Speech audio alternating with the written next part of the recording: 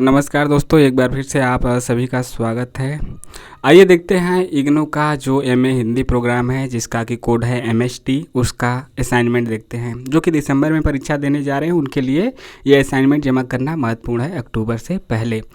इसका जो course code है यानी कि पेपर का कोड है MHD2 है।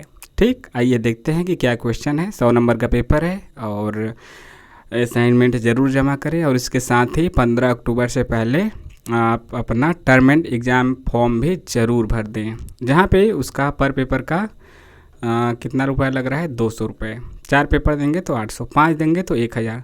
तो इस हिसाब से आप अपना भर दीजिएगा। ये दोनों आप काम कर लेंगे तभी एलिजिबल हो जाएंगे दिसंबर में परीक्षा देने के लिए। चलिए आगे बढ़ते हैं, क्वेश्चन देखते हैं। बाकी जो भी आपके सवाल सुझाव हैं वह कमेंट के माध्यम से पूछ सकते हैं और टेलीग्राम से जुड़ सकते हैं, जिसका लिंक डिस्क्रिप्शन और कमेंट बॉक्स में है, जहां पे आप विभिन्न परीक्षा उपयोगी PDF यानी कि असाइनमेंट हो गया, टर्म एंड एग्जामिनेशन पेपर हो गया, और अपने सवाल भी पूछ सकते हैं, पेपर भी प्राप्त कर सकते हैं, असाइनमेंट भी प्राप्त कर सकते हैं। वहाँ पे खुल के आप अपनी बात रख सकते हैं। ठीक है, आइए शुरू करते हैं। सब्सक्राइब जरूर कीजिए, लाइक और शेयर भी। समाज सुधार की दृष्टि से पहला क्वेश्चन है। सभी क्वेश्चन कितना का है, सभी 16 का नहीं है, इसमें अलग अलग है। देखिए, समाज सुधार की दृष्टि से भारतेंदु की कविताओं के महत्व पर प्रकाश डालिए, 16 नंबर का है। दूसरा क्वेश्चन, उर्मिला जी को गुप्त जी ने पुनः जीवित किया है, इस कथन की समीक्षा कीजिए, यह भी 16 नंबर का है। तीसरा है, वेदना महादेवी के काव्य का अस्थायी भाव है, इस कथन की व्याख्या कीजिए, यह भी 16 नंबर का है। चौथा है, दिनकर के काव्य में सौंदर्य और प्रेम का स्वर मुखरित हुआ है, सोदाहरण यानी उदाहरण सहित विवेचना कीजिए। पांचवा है, निम्नलिखित पद्यांश की सप्रसंग व्याख्या कीजिए, और यहाँ पे 12 नंबर का है।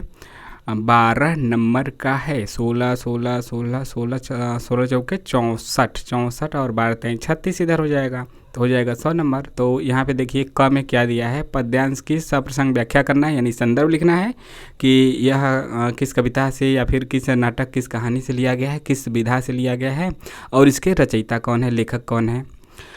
ठीक है, तो यहाँ पे क है, रोहूँ सब मिलके आवहूँ भारत भाई, हा भारत दुर्दशा न देखी जाए।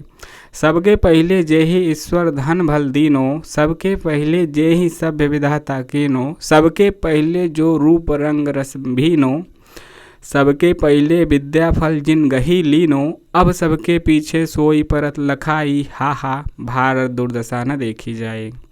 इसी प्रकार से ख है आपका, दुख की पिछली रजनी बीच विकसता सुख का नवल प्रभात, एक पर्दा या झीना नील छिपाए हैं जिसमें सुखगात, जिसे तुम समझे हो अभिशाप जगत की ज्वालाओं का मूल, इसका वह रहस्य वरदान कभी मत इसको जाओ भूल।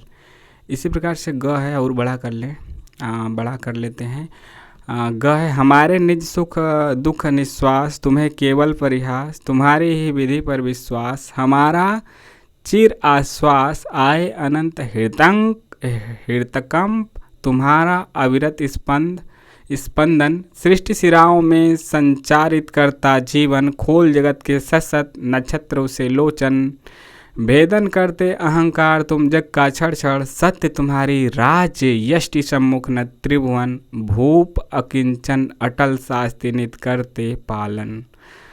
तो इस प्रकार से यहाँ पे रहा, जहाँ पे कि आपका 36 नंबर का क ख ग 3 12 नंबर करके पद्यांश का जो आपका सप्रसंग व्याख्या करना है, और प्रसंग यानी कि वह लिखना भी है कि यह कहाँ से है, किस रचना से, और इसके रचनाकार कौन है। और इसके अलावा आपका ऊपर 5 क्वेश्चन है जो कि आपका 16 नंबर का 16 नंबर 16 का नहीं, बल्कि ऊपर जो 4 क्वेश्चन है, 5वां तो यही आपका है, तो 4 क्वेश्चन 16 नंबर का है, और उसको प्रकाश डालना है, समीक्षा करना है, व्याख्या करना है। तो अलग अलग लिखा है तो उसका अर्थ भी अलग अलग होता है।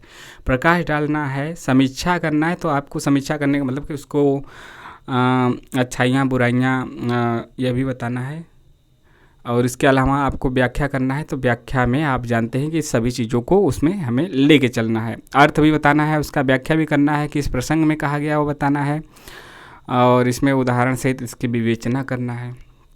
अलग अलग अर्थों का थोड़ा थोड़ा अलग उसका अर्थ होता है। तो इस प्रकार से यह रहा असाइनमेंट। कैसा लगा ज़रूर बताइए कमेंट के माध्यम से, टेलीग्राम से भी जुड़ सकते हैं।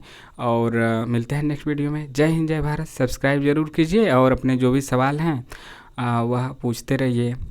हिंदी और संस्कृत दोनों एक साथ चलती है, संस्कृत से ही हिंदी का निर्माण हुआ है, यह भी जानिए। और यूपी में तो कॉम्बिनेशन भी मांगता है कि हिंदी आप यदि हिंदी के टीजीटी या पीजीटी अभ्यर्थी बनना अभ्यर्थी नहीं, शिक्षक बनना चाहते हैं तो आपको संस्कृत भी पढ़ना ज़रूरी है ग्रेजुएशन में। ग्रेजुएशन में नहीं पढ़े टीजीटी के लिए खासकर तो इंटर में पढ़ो, और पीजीटी के लिए ग्रेजुएशन में पढ़ो, या फिर डबल पीजीटी करो, एक बार हिंदी से एक बार संस्कृत से। तो इस प्रकार से रहता है। तो हिंदी और संस्कृत एक साथ चलती रहेंगी। आपको यह सुझाव कैसा लगा? क्योंकि कई विद्यार्थियों का ऐसा मानना था कि सर आपको हिंदी का भी लेके आना चाहिए। तो मिलते हैं नेक्स्ट वीडियो में। जय हिंद जय भारत।